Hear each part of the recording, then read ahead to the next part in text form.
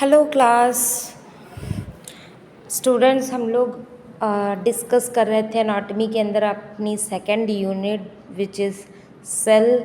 और सेल का एक नॉर्मल इंट्रोडक्शन हम लोगों ने देखा था। सेल क्या होते हैं, कितने टाइप्स के होते हैं, प्रोकैरियोटिक सेल्स क्या हैं, यूकैरियोटिक सेल्स क्या हैं, और कौन से ऑर्गेनेल्स में वो सेल्स पाए जाते हैं, इसके बारे में हम लोगों ने डिस्कस किया था। ठीक है।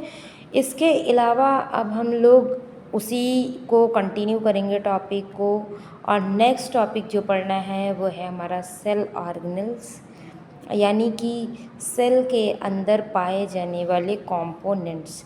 कितने टाइप के अलग अलग कंपोनेंट्स सेल्स के अंदर में पाए जाते हैं उनके बारे में हम लोग डिस्कस करेंगे। उनके क्या फंक्शन हैं इसके बारे में डिस्कस करेंगे, और कंपोजिशन देखेंगे कि कैसा होता है। ठीक है। तो सबसे पहले जो सबसे मेन ऑर्गन है सेल का, मिडिल ऑर्गन है, वो है न्यूक्लियस। न्यूक्लियस एक सेंट्रल ऑर्गन कहलाता है, सबसे बड़ा ऑर्गन कहलाता है, क्योंकि जो न्यूक्लियस है वो सेल के जेनेटिक मटेरियल को कंटेन करके रखता है, यानी कि डीएनए। अब अगर किसी का जेनेटिक मटेरियल डीएनए है तो डीएनए, अगर किसी का जेनेटिक मटेरियल आरएनए है तो आरएनए होता है। जैसे कुछ बैक्टीरियाज में, कुछ वायरसेस में डीएनए वायरस होते हैं, आरएनए वायरस होते हैं। ठीक है। तो जो भी उसका जेनेटिक मटेरियल होगा उसको कंटेन करके न्यूक्लियस अपने पास रखता है। और दूसरी चीज़ कि ये राउंड शेप का होगा, बीच में प्रेजेंट होगा, इसकी खासियत है। और इसकी मेम्ब्रेन में कुछ ऐसे पोर्स प्रेजेंट होते हैं जो कि सेल से चीज़ों को अंदर भेज सकते हैं और न्यूक्लियस से चीज़ों को सेल में बाहर की तरफ ला सकते हैं, यानी कि ट्रांसपोर्टेशन अवेलेबल होता है न्यूक्लियर मेम्ब्रेन में। तो न्यूक्लियस नॉर्मली जीन एक्सप्रेशन में, सेल की ग्रोथ करवाने में, रिप्रोडक्शन करने में हेल्प कराता है सेल को। और जो सेल के अंदर का मटेरियल होता है, न्यूक्लियर मटेरियल, जो कि डीएनए मेनली होता है, क्रोमैटिन फाइबर्स होते हैं, न्यूक्लियोलस होता है, ये सारी चीज़ें न्यूक्लियस के अंदर पाई जाती हैं। वो एक एनवलप से ढकी हुई रहती हैं, एक एनवलप से सराउंडेड रहती हैं। ठीक है, जिसको हम लोग न्यूक्लियर मेम्ब्रेन बोलते हैं। तो न्यूक्लियर मेम्ब्रेन में छोटे छोटे पोर्स बने हुए होते हैं, जो कि वो पोर्स क्या करते हैं, वो ट्रांसपोर्ट ऑफ मॉलिक्यूल्स के लिए रेस्पॉन्सिबल होते हैं। ठीक है। तो ये था न्यूक्लियस के बारे में। Nucleus is a primary organ of cell, सबसे मेन ऑर्गन है सेल का। ठीक है, ये सारी चीज़ें हैं। अगला जो ऑर्गन आता है वो है माइटोकॉन्ड्रिया। माइटोकॉन्ड्रिया क्या होता है, रिस्पॉन्सिबल होता है एनर्जी जनरेशन के लिए। कल मैंने कुछ ऑर्गन्स के बारे में आपको बताया था। उन ऑर्गन्स के बारे में जब डिस्कस कर रहे थे, एक एक ऑर्गन का फंक्शन और उनका स्ट्रक्चर कैसा होता है, इसके बारे में हम लोगों ने कल की क्लास में डिस्कस किया था। ठीक है। तो आपको थोड़ा बहुत आइडिया तो होगा ही कि कौन सा ऑर्गन क्या करता है। थोड़ा सा यहाँ पर मैं आपको डिटेल्स में बताऊँगी। तो जो माइटोकॉन्ड्रिया होता है वो, उसको power house of the cell बोलते हैं, क्योंकि वो सेल की मोस्ट ऑफ द एनर्जी को क्या करता है, बनाता है, फॉर्मेशन कर सकता है। ठीक है। और सेल की एनर्जी को वो एटीपी के फॉर्म्स में बनाता है, यानी एडेनोसिन ट्राइफॉस्फेट के फॉर्म में बनाता है। ये एक डबल मेम्ब्रेन ऑर्गन होता है, यानी कि इसके लेयर पर 2 मेम्ब्रेन्स होती हैं, एनर्जी बना रहा है। ठीक है। और इसके अंदर भरा हुआ रहता है मैट्रिक्स। इसके अंदर एक फ्लूइड टाइप का स्लैशी मटेरियल भरा होता है, जिसको हम क्या बोलते हैं, मैट्रिक्स। अब मैट्रिक्स में ही आपके क्रेब साइकिल चलता है, टीसीए साइकिल जिसको बोलते हैं।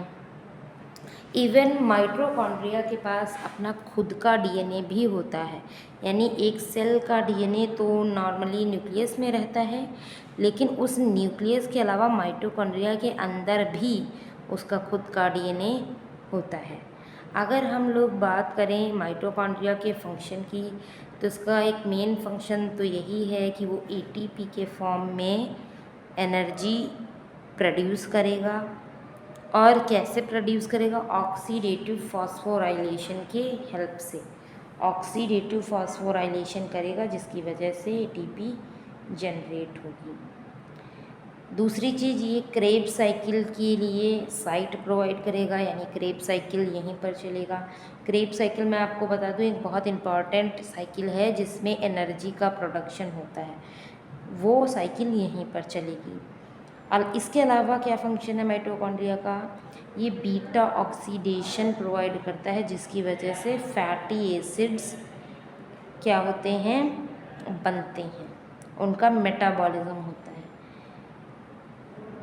अपोप्टोसिस को रेगुलेट करता है, यानी जब भी प्रोग्राम्ड सेल डेथ होनी हो, वैसे तो सेल डेथ जो है वो हमेशा लाइसोसोम करवाता है, लेकिन जब भी ये हेल्प कराएगा, जब भी डेथ होनी होगी सेल की।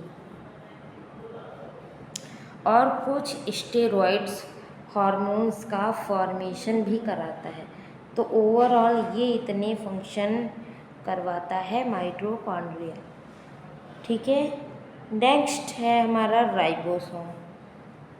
नेक्स्ट सेल ऑर्गेनेल का नाम है राइबोसोम। अब राइबोसोम क्या करता है?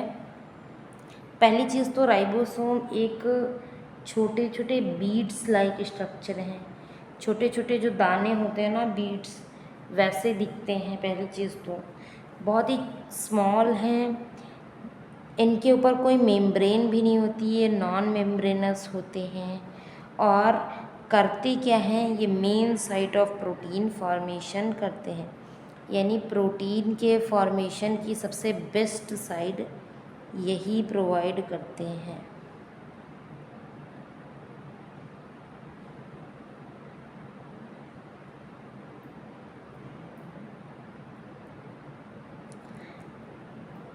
इसके अलावा इनका एक और फंक्शन होता है, ये mRNA को भी कन्वर्ट करते हैं। mRNA को प्रोटीन में कन्वर्ट करते हैं ये राइबोसोम्स। ठीक है, राइबोसोम्स मेनली दो टाइप के होते हैं, एक 70S राइबोसोम और एक 80S राइबोसोम। ठीक है, 70S एंड 80S दो टाइप के होते हैं। मेनली जो 70S होता है वो कहाँ पाया जाता है? वो प्रोकैरियोटिक सेल्स में पाया जाता है। जितने भी प्रोकैरियोटिक सेल होंगे सभी में 70S टाइप का राइबोसोम होगा। और जितने यूकैरियोटिक वाले सेल्स होंगे, जैसे कि हमारे सेल्स जो हम लोग की ह्यूमन बॉडी में पाए जाते हैं, प्लांट्स की बॉडी में पाए जाते हैं, वो क्या कहलाते हैं? यूकैरियोटिक। तो यूकैरियोटिक में 80S टाइप का राइबोसोम होगा और प्रोकैरियोटिक में 70S टाइप का राइबोसोम होगा। इनकी साइट दो हैं, यहाँ पर आपको लिखा हुआ दिख रहा होगा। इनकी दो साइड्स हैं और दोनों में से एक तो है कि ये रफ एंडोप्लाज्मिक रेटिकुलम से अटैच रहेंगे। ठीक है, मेनली सबसे ज़्यादा अमाउंट जो राइबोसोम का होता है वो रफ एंडोप्लाज्मिक रेटिकुलम में अटैच्ड रहता है, चिपका हुआ रहता है। और जो दूसरा होते हैं वो फ्री फॉर्म में घूमते टहलते रहते हैं साइटोप्लाज्म में, यानी वो फ्री फॉर्म में साइटोप्लाज्म में प्रेजेंट रहेंगे। नेक्स्ट आता है हमारा जो सेल ऑर्गेनल है आफ्टर न्यूक्लियस, माइटोकॉन्ड्रिया, राइबोसोम। अगला सेल ऑर्गेनल का नाम है एंडोप्लाज्मिक रेटिकुलम। इसको शॉर्टकट में हम ER भी बोलते हैं। Endoplasmic reticulum means ER। ठीक है, तो ER जो होते हैं वो पहली चीज़ तो न्यूक्लियस से अटैच्ड फॉर्म में रहते हैं, न्यूक्लियस से अटैच रहेंगे। दूसरी चीज़ है कि इसके अंदर ER के दो टाइप्स होते हैं, सब टाइप्स जिनको बोलते हैं। एक है जिसके ऊपर राइबोसोम्स अटैच्ड रहेंगे, राइबोसोम चिपके हुए रहेंगे, जिसको बोला जाता है रफ एंडोप्लाज्मिक रेटिकुलम। अब क्योंकि उसमें राइबोसोम चिपके हुए रहते हैं तो वो बहुत ही रफ टाइप का दिखाई देता है, ठीक है। और एक होता है स्मूथ एंडोप्लाज्मिक रेटिकुलम या SER। SER स्मूथ इसलिए है क्योंकि इसके ऊपर कोई भी इसमें ना तो कोई राइबोसोम चिपका हुआ है, तो इसका टेक्सचर एकदम स्मूथ एंड क्लीन दिखाई देता है, ठीक है। इसके अलावा आप देखेंगे कि मैंने कल बताया था कि एंडोप्लाज्मिक रेटिकुलम के फंक्शन अलग अलग होंगे, क्योंकि इसके टाइप्स दो हैं तो इसके फंक्शन भी दो टाइप के रहेंगे। पहला टाइप है स्मूथ जो रेटिकुलम होगा उसका फंक्शन होता है लिपिड का फॉर्मेशन। हमेशा जो स्मूथ एंडोप्लाज्मिक रेटिकुलम होती है वो लिपिड का फॉर्मेशन करवाती है। दूसरा आपका आता है रफ एंडोप्लाज्मिक रेटिकुलम। जो रफ एंडोप्लाज्मिक रेटिकुलम होती है वो प्रोटीन की सिंथेसिस, अब क्योंकि देखो उसके ऊपर चिपके हुए हैं राइबोसोम, और राइबोसोम का फंक्शन ही है प्रोटीन की सिंथेसिस करवाना, तो इस वजह से क्योंकि उस पर राइबोसोम अटैच हैं और राइबोसोम प्रोटीन की सिंथेसिस करवाते हैं, इसलिए SER का फंक्शन हो जाता है प्रोटीन की सिंथेसिस करवाना, ठीक है। तो इस वजह से ये भी प्रोटीन की सिंथेसिस करवाते हैं। तो ये था ऑल अबाउट एंडोप्लाज्मिक रेटिकुलम।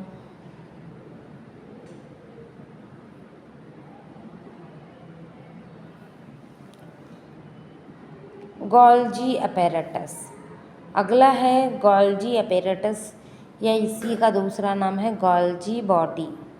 अब गोल्जी बॉडी क्या करते हैं, ये मॉडिफाई कर सकते हैं। पहली चीज़ तो ये वो लूप लाइक स्ट्रक्चर होते हैं जो कि साइटोप्लाज्म में पड़े रहते हैं और इनके कई सारे कॉइन्स बने रहते हैं, यानी ये एक के ऊपर एक के ऊपर एक इस तरीके से अटैच रहते हैं अपने आपस में ही, ठीक है।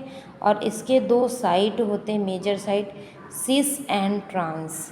मेन ये करता क्या है, गोल्जी बॉडी कभी भी जब भी किसी मटेरियल को आपको सेल के बाहर भेजना हो या किसी मटेरियल को सेल के अंदर लाना हो तो उसको हमेशा पैकेजिंग का काम करेंगे। मैंने आपको बताया था ना, कहीं जाने के लिए पैकिंग ज़रूरी होती है, इसीलिए किसी भी ऑर्गेनल को ट्रांसपोर्ट करने के लिए हमेशा पैकेजिंग की नीड होती है, ठीक है। तो ये पैकेजिंग का काम करता है।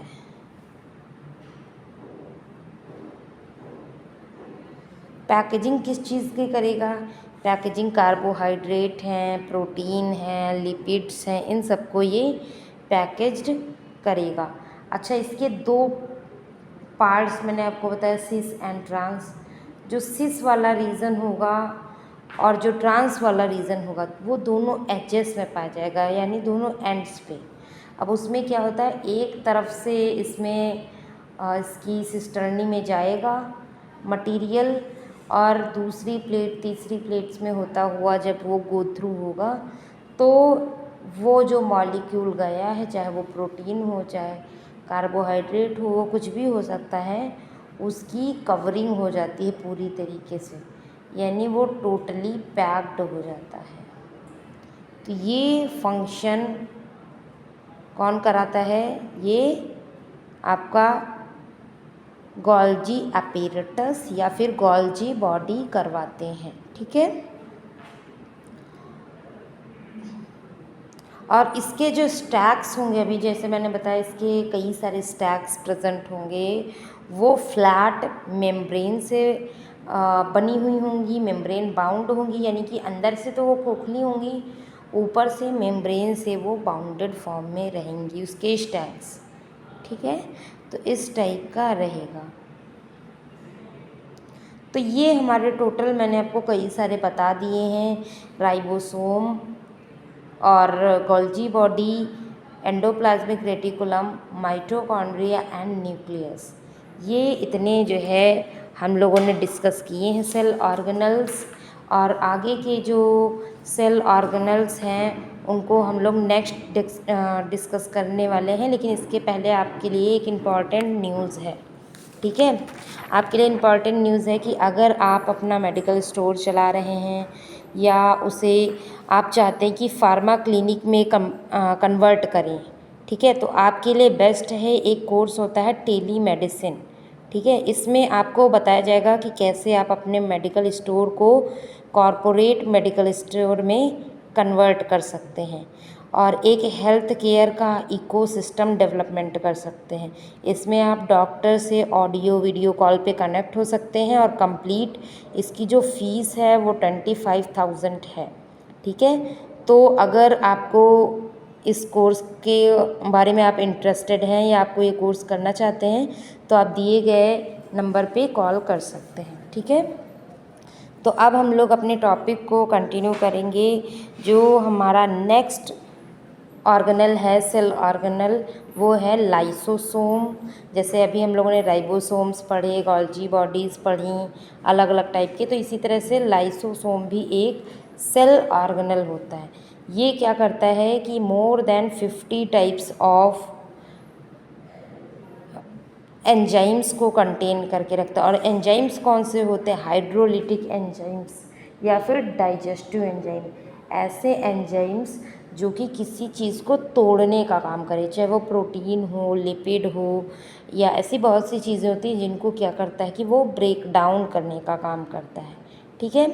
तो ऐसे बहुत से एंजाइम्स को कंटेन करके एक थैली के फॉर्म में बंद करके अपने पास रखे रहता है लाइसोसोम, ठीक है।